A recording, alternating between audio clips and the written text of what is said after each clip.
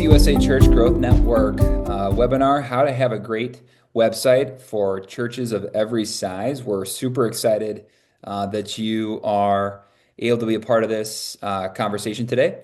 My name is Josh Erickson, and I'll be your host today. And I'm also the moderator of the board for the PCUSA Church Growth Network. And so we're super excited to have you as a part of this time together. Uh, and um, and we're grateful for first-time participants and long-time participants and everybody in between. We're excited about that. As I mentioned a moment ago, I want to introduce to you our presenter for today. And our presenter is the Reverend Sarah Bigwood. Sarah is the senior pastor of First Presbyterian Church of Fargo, North Dakota. And they're known for more than just the TV show and the movie. And Sarah is a fantastic leader in her own right. But one of the things that's most impressive about what she's doing is she's leading what is functionally a multi-site church for churches of normal size. And actually, we're going to do a webinar on that very topic in March. So we'll be looking at pastoral staffing solutions for creative solutions for churches of every size, because that's a real big need for us in our denomination. But today, we're going to hear from Sarah about her expertise in website and digital communication. And we're super excited to have you, Sarah, as a part of this. And we're going to go from there. So the way this is going to work is Sarah's going to present. I'm going to keep an eye on the chat and raise hand. And we'll pause along the way. But our basic plan is to mostly have Sarah present for about 30 minutes, give or take. And if you've got questions along the way, just chime them in. We'll see what we can do. But then we're going to have some back and forth and a little bit in Q&A. And then for you people that are here watching live or participating live, Sarah has a special gift for each of you at the end. So don't drop off. All right. With that, I'll ask Sarah to offer a word of prayer and then jump into her presentation. Let us pray. Gracious God, we give thanks for today, for the opportunity to be witnesses to your kingdom in this world. We know, God, that communications and websites and Facebook posts and Instagram accounts are all part of the way in which we spread your gospel in today's world. And so we're just grateful that we have this opportunity to come together today to learn a little bit more about how we can do that really well in our own churches and in our own communities. Lord, bless all of the hands and hearts here today and allow us to learn and to listen so that whatever it is that we have received here today may bear fruit in your name. Amen. Well, thank you everyone for being here. Can everyone hear me? Thumbs up? Yeah, good. I'm the Reverend Sarah Bigwood, as Josh said. A little bit of background on me. In my former life, I used to be a computer consultant. Way back in the day, I worked on client server systems, and slowly, as the internet became more and more prominent, I moved into designing and implementing websites and e-commerce sites. And then, of course, I received my call and I became a pastor. So these things are a little more of a hobby for me these days. But over the last 20 years, I have supported, designed, implemented nearly 24 websites for churches and mid-councils and other nonprofits. So this is something I dabble in quite a bit, and I'm just happy to be able to be here to share my expertise with you. Josh went over this a little bit, but we will be talking today about good design principles for churches that churches can pay attention to. We'll be talking a little bit about what websites should feature, what kind of content you should have on your websites. Some extra things that are really important or that really matter to us when we're thinking about building a website or what we put on our websites. And then, of course, we as a church growth network, one of our core values is networking. And so that means that we're going to be giving you some time to share your expertise or what you might know about website design or website implementation so that you're able to share with each other and talk with each other. And then there will be more time for some questions after that. Now, chances are you're here today because you're well aware of the importance of a good website. Most of our visitors to our churches will view our website before they ever set foot in the door. So it's really your first front door, if you will. And so chances are you're here because you already know that. So I think we'll just get right into the design principles here. Um, the, Most of us are probably not designing or building our websites from the ground up. A lot of us will be building our websites using platforms that also perform hosting. Some of them come with layout options, content management, tools, and a lot of those will create or allow us to adapt to having our website show up on multiple different kinds of platforms. So, a website needs to perform really well on a computer screen. It needs to perform well on a tablet. It needs to perform well on an iPhone. And we call this responsive design, right? Now, so most of these platforms that are out there will handle responsive design. Uh, and so it allows us to be able to then just put content up there and then they handle all the strategy behind that. However, what we do know is that the vast majority of people who are visiting our websites are visiting us from their mobile devices.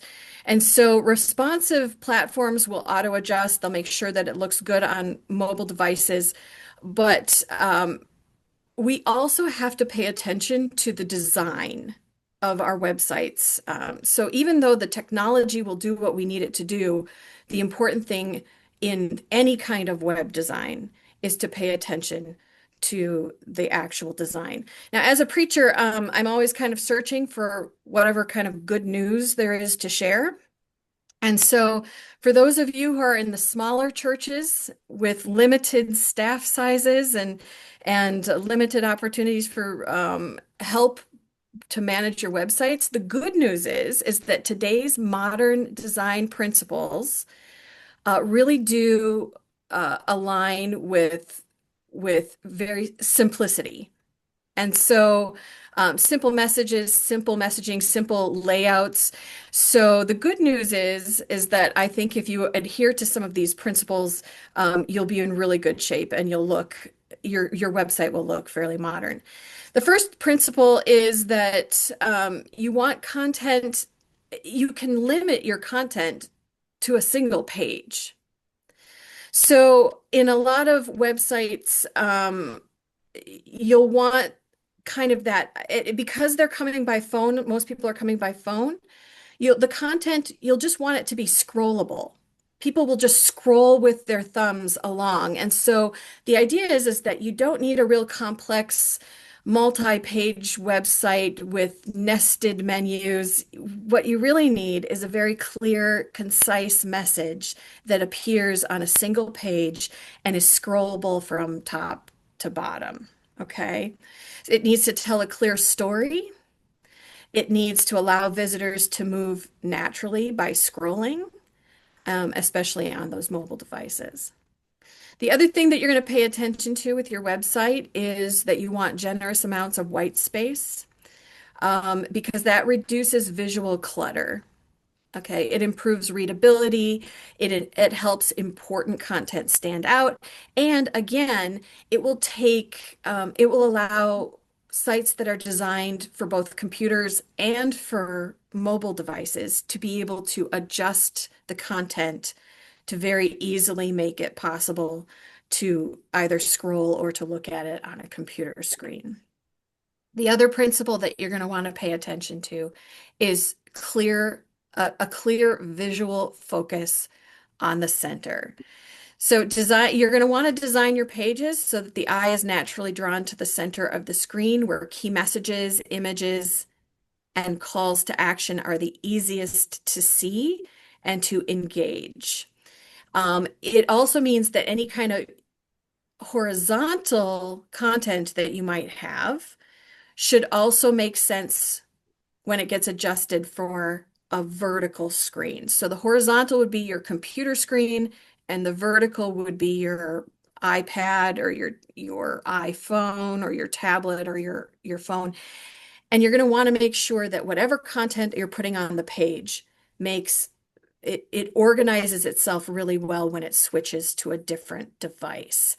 Now, what does this mean? I mean, like you can hear all of this, but I think it's important that we actually take a moment to look at an example of that. And right now, I have one of the best examples that I think of when I think about this visual, what you want to have happening in your website, is with, can everyone see the Stripe website in front of us? What you have here, it's just, first of all, there's a little bit of movement. We'll talk about movement later, but it's just visually very clean. There's a lot of white space, and the content is featured down the center of it. And so as you scroll, things tend to move. Again, we'll talk about that later. But you also just get this content that just runs down the center of the screen and it just keeps going. They don't bother to give you menus or to have you hop to a different page.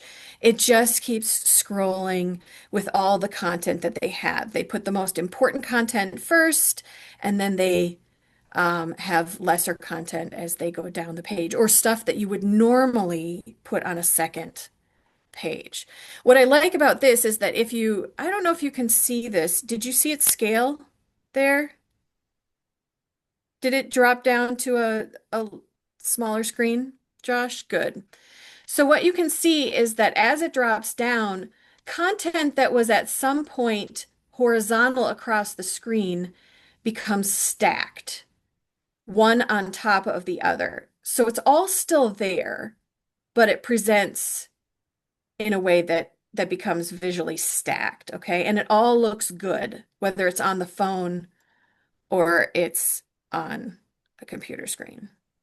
Sarah, let me jump Okay. in here and just ask a Yep. question to Yep. the group here. Um, this is a really, really vital principle here of how to adjust from one type of screen to another. I just want to see, is anybody hearing this for the first time, or is anybody do they not do they is anybody like, boy, I don't even know how to help my platform do that? Okay, so Brenham Presbyterian. Um, this is why we're doing this, and we're starting a little bit at the beginning as well. And you're on this call because you already care about this. So we assume some knowledge base, but we're also want to get from the beginning as well. Yeah, Jen, you got a question?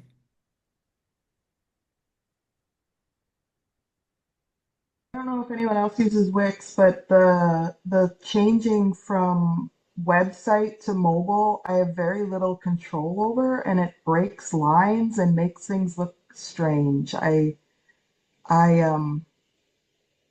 I feel like it should have been an easier conversion, and I'm always struggling with that. It just isn't laying it out as nice, and it's taking a lot of time.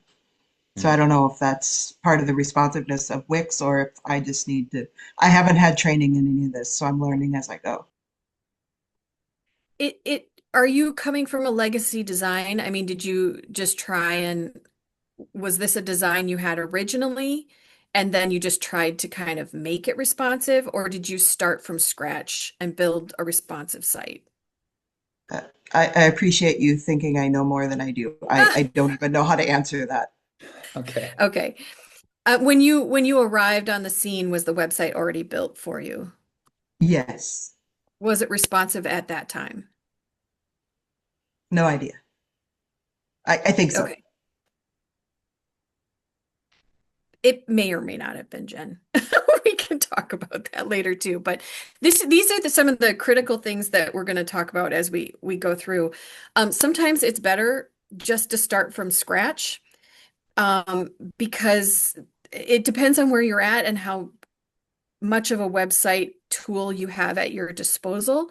But sometimes it's just better to start from a new template and be able to start really simple because today's modern design really does emphasize simplicity. Okay.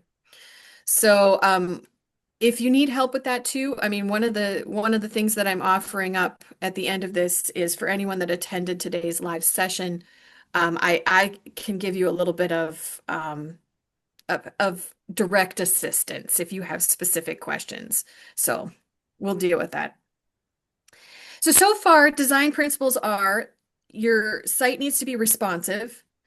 It should focus on sort of that one page layout, or it can focus. That's the modern design, generous white space, and a clear visual focus towards the center.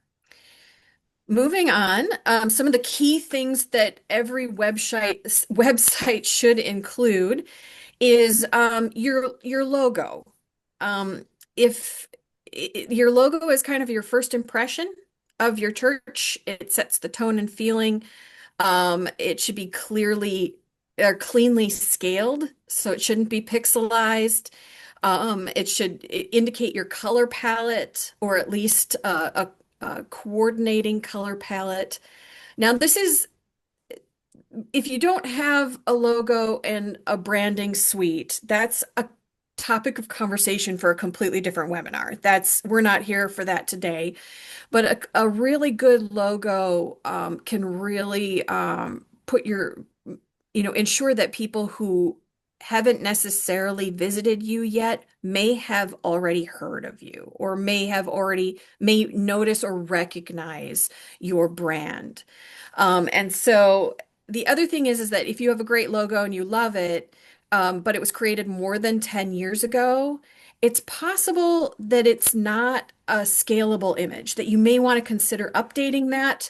A lot of our logos are low quality logos and probably need an upgrade. Any kind of logo or branding kit that you have should have some kind of scalable vector image for your logo so that you can put it on, the side of the church building, or you could you put it on your website. It should be able to scale up to whatever size you're using. Again, if you have never heard of what a vector image is, we can cover that at a or we can cover that during some kind of consulting discussion afterwards, but you should have a logo. The second thing that it should have is a clear call to action. Every homepage should answer one simple question. What do people do next? Now, that can be as simple as join us for worship, right? Or it can be serve with us, or it can be support our mission. But it needs a clear call that is aimed at visitors. Okay. This is not your homepage is not for your church members. Your homepage is for people who are coming to see you for the first time. It also needs to be the call to action needs to be obvious, welcoming, and easy to find. So it needs to be right there on the homepage. The third thing that you need to pay attention to, because we are on mobile devices more often than we are on our computers these days, is that you should focus on having a simple menu structure. The last thing that people want to do on their phone is try and find buried information, right? So simple websites work the best. The ones that just scroll with all the information work the best, but avoid nested menus and complicated navigation. You want clear, simple, few choices that let people know, that let visitors know what you're all about. The fourth thing to pay attention to is that you're going to want social media integration. If your church is on social media, make sure that people know that. Okay. And then make sure that your social media, whatever social media you're doing well. That doesn't mean perfect. It doesn't mean as good as the church next door. It just means well enough that when people visit you, it looks like something's happening. Okay.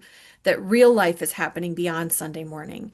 Good social media takes time and consistency, but there are people sitting in the pews that can help out with that. I know in one of my churches, there's Carolyn, I love her. She's 80 years old and she loves in the middle of worship to stand up and just start taking pictures of what's going on in worship. And then she posts those later in the day. And it's just a really nice way. Every Sunday, we have this beautiful post about the wonderful thing that happened in worship that Sunday.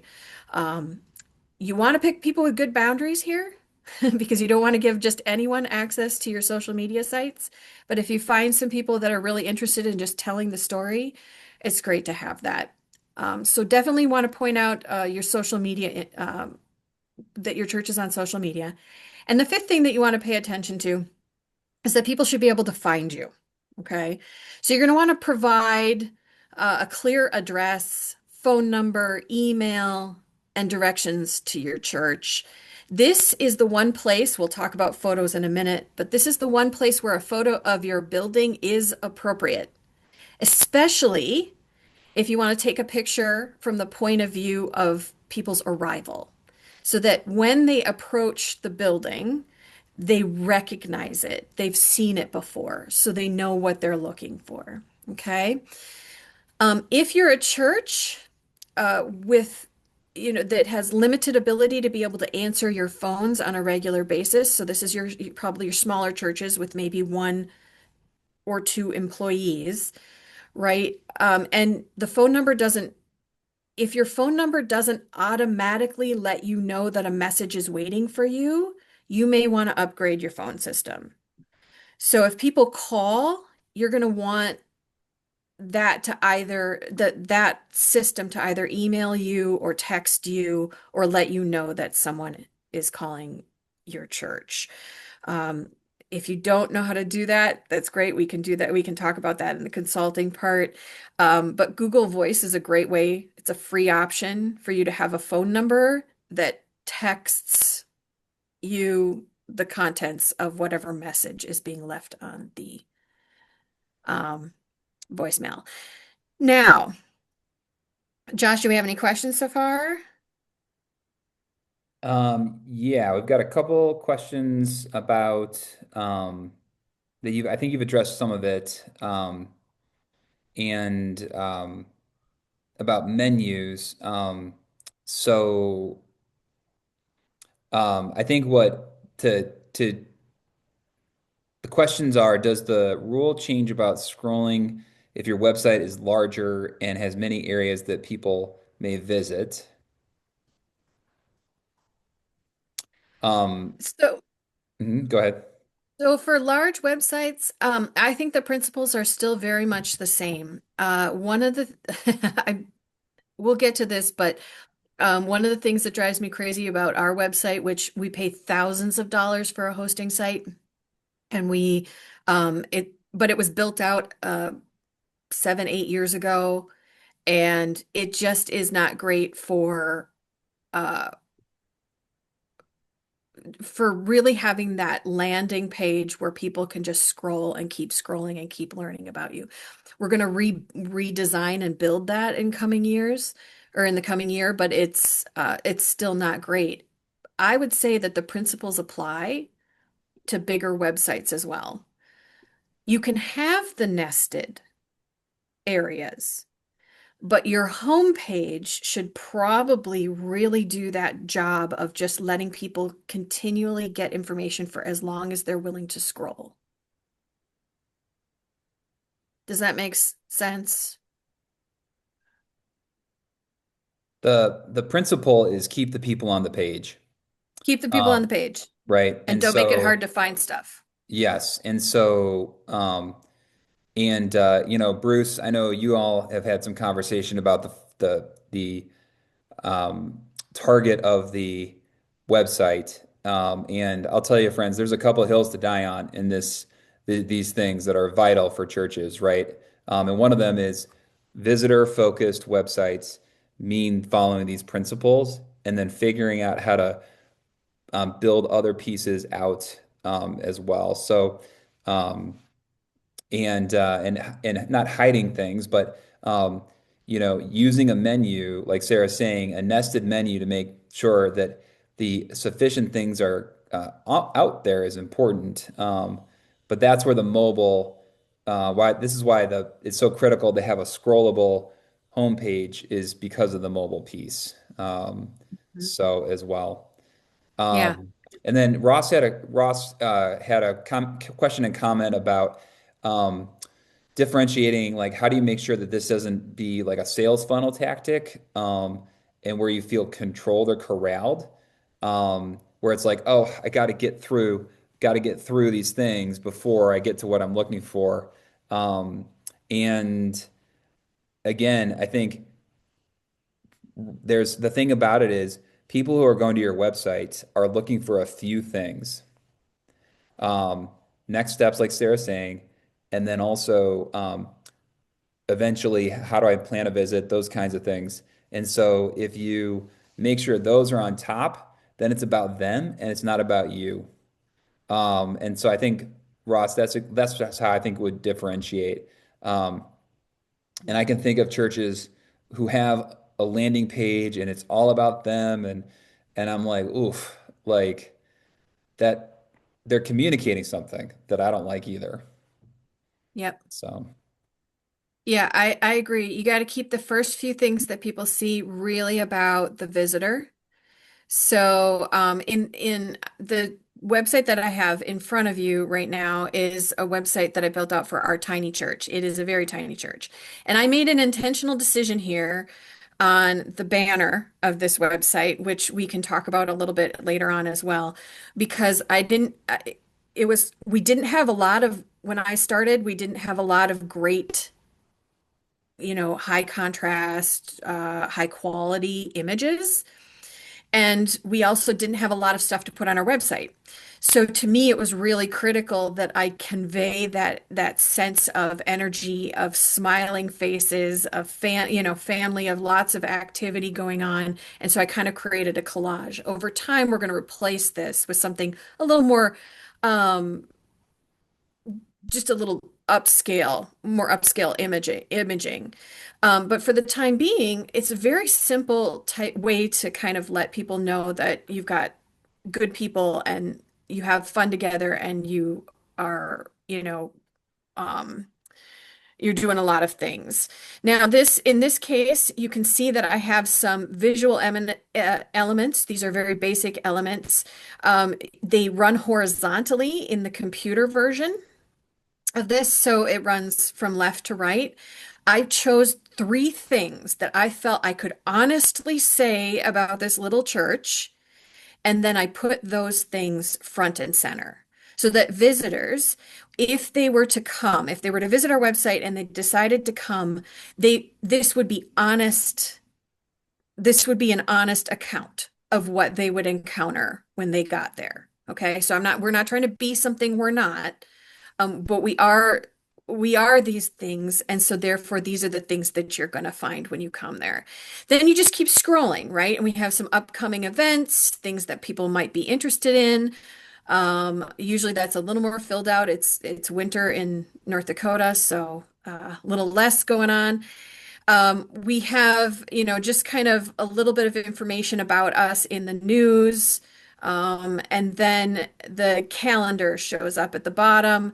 And if you want to meet the staff, you can meet the staff. And then, of course, there's all the information about our contact information. Okay. This is a very basic site, very basic. And when you drop it down, we'll just drop it down, everything just gets stacked. Okay. So the elements go from horizontal to vertical, and they just allow people to keep scrolling on their phone. Okay. Now ignore some of the layout stuff. It doesn't lay out the same way it would in the phone, because of it doesn't function perfectly in the browser. Uh, So that's the um oh no, website contents. Those are the kinds of features that you want to have. All right. The one thing that site does not have, by the way, is um really prominent um really prominent Facebook or Instagram or social media. We do have a Facebook account. It is delightful. I swear, Carolyn does a great job keeping us together. Okay, under next we have other things that really matter when thinking about websites. Okay, and we've already touched on this a little bit, but it is the primary audience for your homepage is always visitors. Visitors care about very different things than your members do. They want to know who you are, what to expect when they show up, and whether they're going to feel welcome or there's a place for them. So that means that your call to action need for visitors should look different than your call to action for members. So save the details about your upcoming potluck for a second page or for further down the page. Resist the urge to put up signups or internal announcements front and center. You want to lead with welcome, clarity, and invitation. Okay. Second thing, dynamic content, movement, as we saw in the Stripe um, website, movement can really help keep people's attention or bring their attention to something. So subtle animation, rotating images, or short videos are really good for this. A lot of these platforms will allow you to bounce things on the page, whether it's an image as people scroll by, they'll kind of move things or wiggle things. You can get a little bit of movement on the page without too much trouble. Autoplay is a great way of showing it. If you noticed on the last website that we do have something that automatically plays. But the one thing to remember on that is that you really don't want autoplay to play sound. Because the last thing you want is for people to be looking at your website in a quiet place and all of a sudden loud noises start coming out of their phones. So when in doubt, make sure that visitors can choose when to click or play. But if you're going to be showing something automatically, make sure that it's silent. Um, Photos. This is critical. You want all your photos to show people, people, people, not buildings. Okay? You want people smiling, you want people talking, you want people worshiping, but not sitting there just watching. You want people singing or greeting one another in the sharing of the peace or whatever it is. And you want these photos to be close up, personal, and full of life. You want you don't want room. I don't care how many people showed up for your most recent potluck.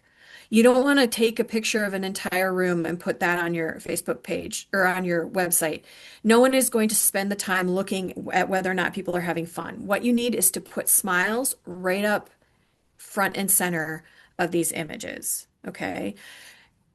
You want to use as much as possible photos from your own church and avoid stock photos. Okay. I know the temptation out there because they're really good quality photos, but the reality is that you don't want to do a bait and switch on people with your website. You want the website to show who you really are because people are going to say, "Ooh, I think I'd fit in there," right? And that's how they're going to know that this is the place for them, is they're going to see your people and they're going to come because they've already seen how much fun you're having. So you want great photos. And again, not photos of your building. You may love your building and there's rare exceptions. If you're Old North Church, feel free to put a picture of your building on there. You know, if Paul Revere rode out from your church lot, great, fine, put a picture. But really, the rest of us should keep those pictures to a minimum.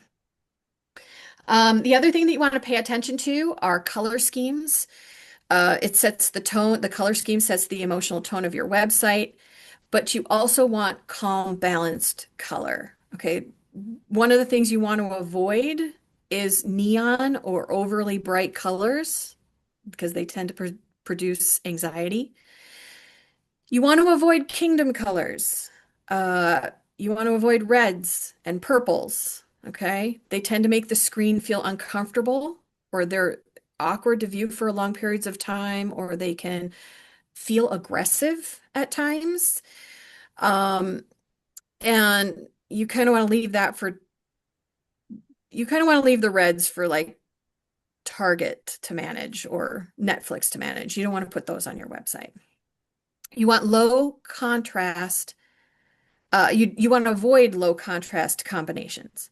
So you don't want to put blue on blue or, have a very dark color text with a dark color background because the low contrast makes it hard for people to actually read or for their eyes to follow. You want to avoid what we call a rainbow wedding, or we used to call it a rainbow wedding, which is just using too many colors on your website. You want to keep the theme, pretty consistent as you see to the picture off to the left there. All of those images weren't those colors when I started. I grabbed those images and made them into a consistent color so that it could just be a unified, less drama going on the page and less opportunity for clashing colors because clashing colors can make a site feel chaotic or unprofessional. Dark backgrounds with light text can work in very specific styles, but if you're a church that doesn't have a professional that's helping you out design stuff, I would say that it's just better to go with the light background with, um, with dark words instead of the dark background. And Sarah, can I again, can I jump in here real quick? yep, Just um, a couple with just a question. Well, we have a question about this, the pictures and people from yeah. Jen. So and also to echo the permission thing, especially on your website. Keith said, yeah, it's important to. It depends on the culture of your church, but especially on the homepage, get permission. Um, but assure them it's a great picture. And there's two hacks to do this. One is you can't ask people if you can take their picture and get them to stop. You just got to take pictures in live action and deal with the rest later. And the other thing I just wanted to mention is there's the design website canva.com. Canva is free for nonprofits, and you can do all these editing things that Sarah's talking about in Canva with your pictures. Add the overlay, design what you need, and what's great is it's one of those things that it just builds as you go. And Canva's got so many built-in features now that it really gets you going. Um, anyways, Michelle, don't worry, we are recording this, and you also asked about the search bar or no search bar. Sarah, do you have a comment on where or if a search bar fits? I mean, like a breadcrumb or bread, are you talking about, oh, for searching your website? Yeah. Hmm. Oh, yeah. Okay, so here's the deal. Unless you are a library, I don't think you need a search bar. Like I really think that you should trim your website down to the almost the bare bones. I mean, like make it very accessible, very easy to find stuff. And if you because honestly, the more stuff you put on the website, chances are it's just more stuff that gets out of date or just sits there and no one ever visits it. If you have tools that let you know how often people come and visit certain parts of your website, that's a good thing to check out and just, turn that on if you've got a platform that allows you to do that, because over time you're going to find that nobody ever checks out the history of your church, or no one ever checks out a particular page on your website, in which case just get rid of it. You don't necessarily need all that information. And I'll uh, The other I'll thing, offer I'll offer a pastor hack here. One of the things that we do at my church is we curate the website very carefully and we curate our bulletin, but everything goes into our midweek email. Um, and we highlight that for people. It's going in the midweek email. Our midweek email is can be very long. It's a lot of scroll, but that's where members can find everything they need to know. And by the time someone signed up for our midweek email, they've opted in to the scope of our church. Um, it's different than the first impressions we're trying to generate with our website.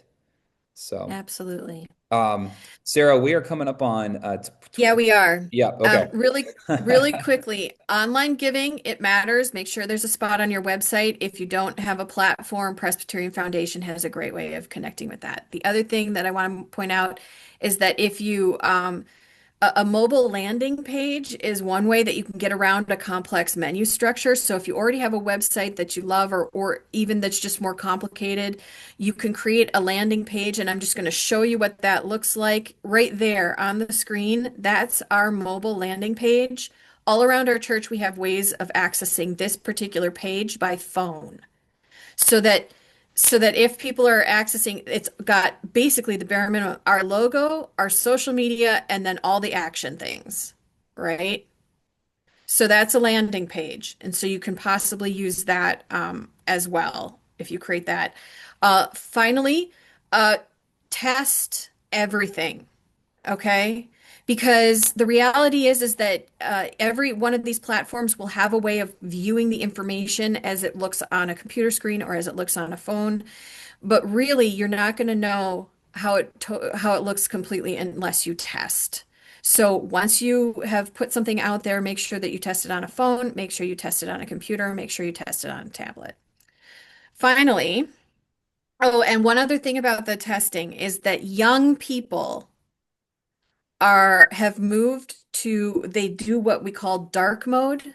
All of their devices are in dark mode. It's the opposite of what we're accustomed to. It actually reverts back to the 70s and 80s when we had a dark screen and light text. So it's kind of that reversal.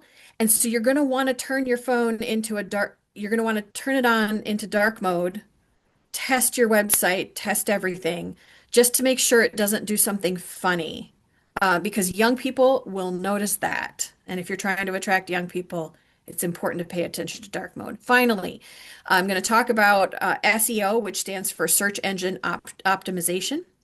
These are keywords or phrases that you can program in, or you can let your platform, your tool know that you want these phrases to be specifically related to your website. That way, when someone types in church in Fargo, your keywords bring them to your site. So the search engine will automatically pop up your website because you've said, hey, we're a church in Fargo, right? So you want to put in these keywords and phrases, and every, I think, platform tool will have this available for you to put in somewhere. And I would recommend going there and doing that so that your website shows up first in the search engine. The last thing that I just wanted to say about all of this is that grace abounds, right? Like, we cannot possibly do everything ourselves. Like, we cannot possibly make all of these things happen. And I work on different websites, and different websites violate different principles all the time, right? It's an art, it's not a science. But the point is that if you're feeling overwhelmed, just know that if you're doing the best you can, you're doing the best you can. Okay. There's a lot of shoulds out there, but you also need to provide yourself with grace.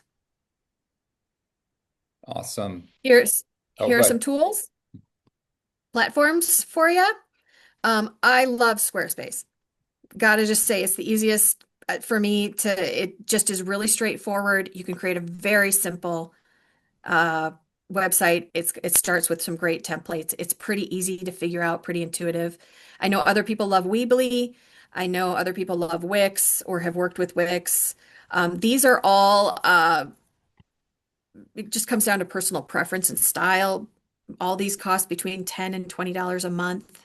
That's about what you can expect to pay for one of these tools and a website. I think it's a good investment. All right. Well, I think we're gonna skip this for right now because I just want to make sure that we're at least getting to questions or other things that people want to share. If there are people with expertise in the group, feel free to hit on anything I may have missed.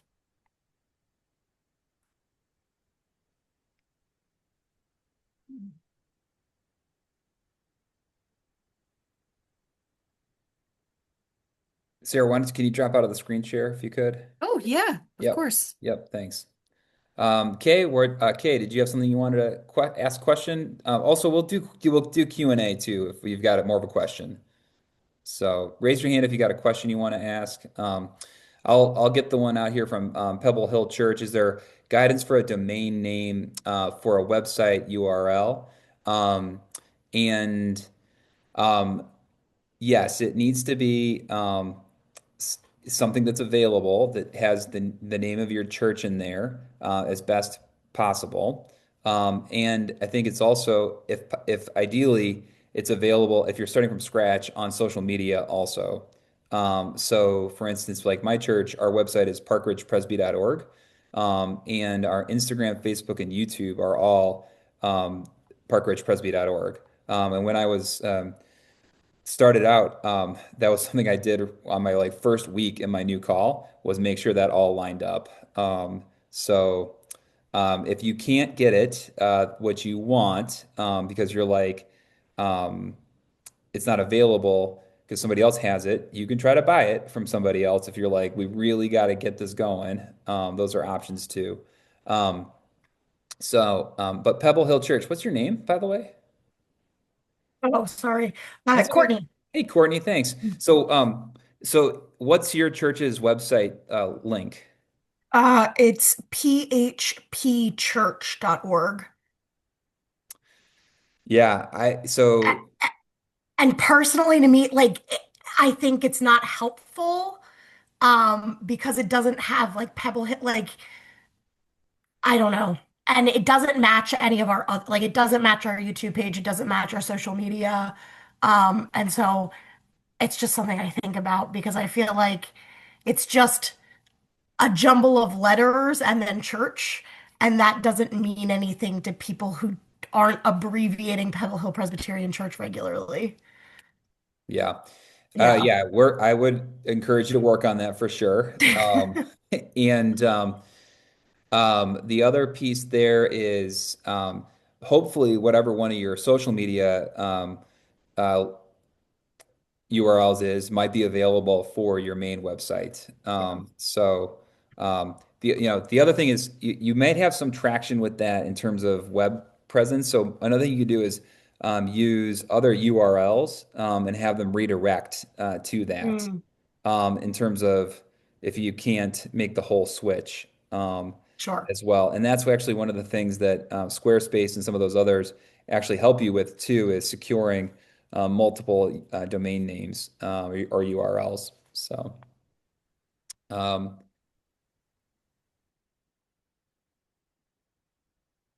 So I let's- have a question here from Brenham Presbyterian Church.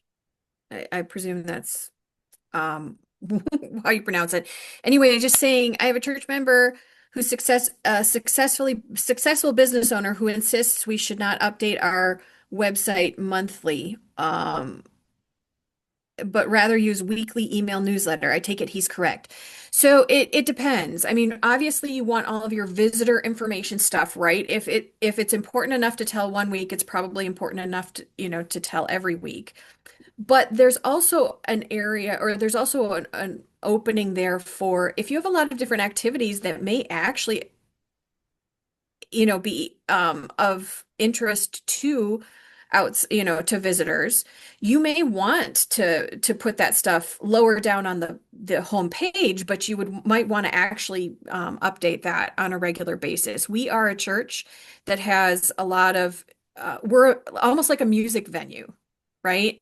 So outsiders are consistently coming to our page. That's something that we should have just readily available on that homepage, so that anyone who comes and visits can find out what our next concert is, that kind of stuff.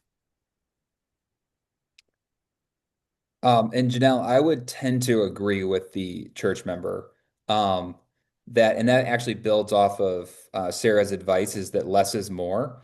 Um, and the other problem with monthly calendars is it requires maintenance and it can be forgotten. So, but the examples that Sarah showed are streaming from a Google Calendar, or you have Yep. options for a church management software that can do that too. But again, I would just laser focused as best you can, and go from there. There's a balance, and this is where the menus and the headers do help. There's a balance between when somebody's really trying to get to know you online, of helping them find where they fit, as well. So that's where some of these things can be very helpful. Yeah, everybody's looking for a secret shopper for their website. Yeah. So let's get to that. And why don't you tell them about what your very generous offer is?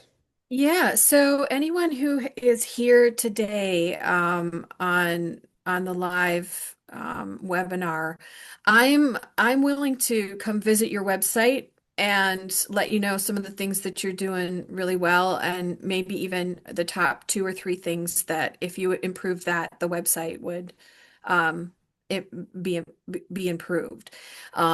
So if that's something that you're interested in, you just have to let Josh know. Josh, are you going to be doing that via email? What's the Yeah, I can put that out over email. Okay. Yep, and I'll just have it set so you can reply right to Sarah. Great. Great. And so I'll take time. It may take me about a month to get to you, so it's not going to be super speedy, but it is something that I'm willing to do just as an outside observer. And let's see. Okay, so we have a couple more questions. But before we wrap up, first, let's thank Sarah for her wonderful leadership today. We're very grateful for Sarah. Thank you, Sarah. You're welcome. Um, and want to say, just a reminder, I love what Sarah said about more grace. This is all art, not science. It's changing all the time as well. So just give yourself grace. I think also for some of our mid-council leaders or people that are both mid-council and church leaders, I hope that there's some permission giving that you can bring to some of your normal sized or smaller congregations about don't compare themselves to the largest church in the presbytery or that mega church down the road. There's a really valuable niche for those things as well. Um, so, Yeah, uh, and honestly, modern design favors the simple, even the small.